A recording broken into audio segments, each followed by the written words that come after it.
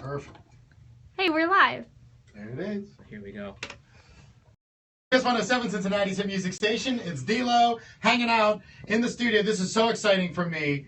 Such a talent, probably one of the most talented artists who has ever come through this station. Ladies and gentlemen, Nate Ruess in the studio. That was me cheering for you. Thank you. That was a good. Welcome back to Cincinnati. You were just telling me off the air that you really love the city. You just kind of digging the energy. What do you love about Cincinnati? I've got friends who are from here. I mean, I've obviously been playing shows in Cincinnati for, oh God, now.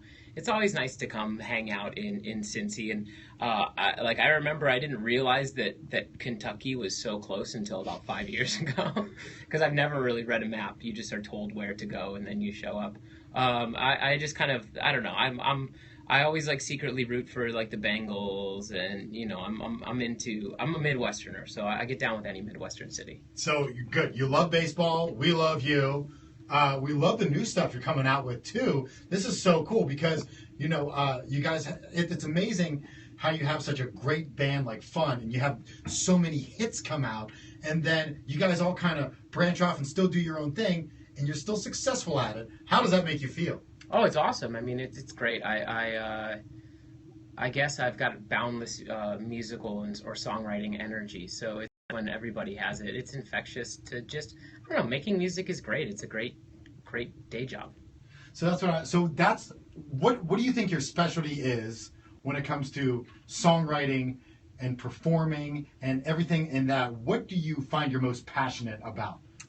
Definitely songwriting, because it's a way for I'm a pretty quiet guy. Like when I'm at home, and I'm like non-confrontational, and so songs are like my way of actually being confrontational.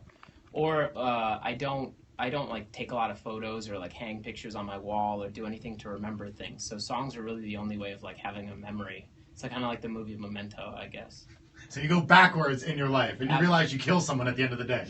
I haven't gotten there in the songwriting process yet, but I think I'm like 3 or 4 steps out from being like, I did that.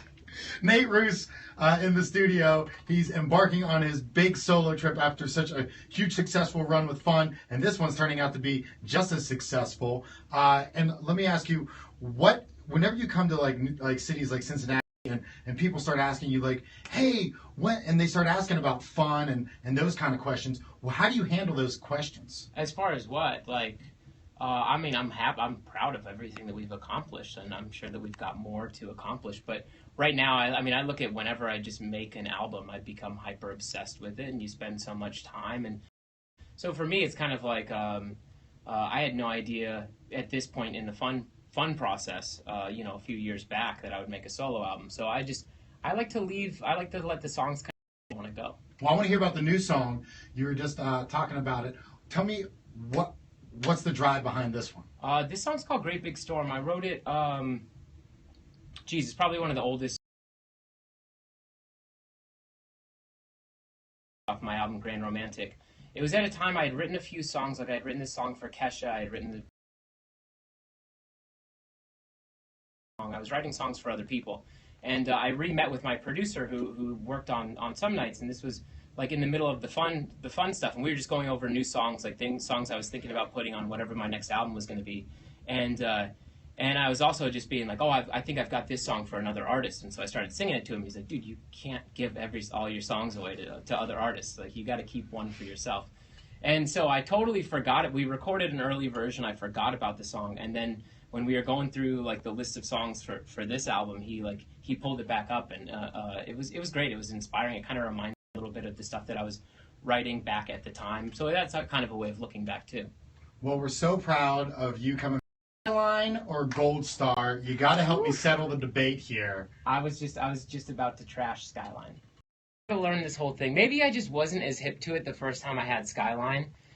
Because I think I hadn't eaten all day, and I was had like, high expectations. No one was like, this is like a local favorite. I was like, I'm like eating at this like random spot that I found, like walking around. Like I was playing like a punk rock club like 10 years ago, and I'm walking around, and like they're like it was middle of nowhere. I'm like, oh, this is the only place with edible food, so I'm gonna come here. And I did not love it. But then after the fact, like over the years, people have been like, Skyline is unbelievable. You just have to try it. So I think if I had a better attitude going in, then I might be down for the cause. We'll give it another shot. Nate Ruess in the studio. What else do you want to say to the people in Cincinnati listening right now? I just want to say mad props to the Natty. Hopefully I'll be back real soon. Awesome.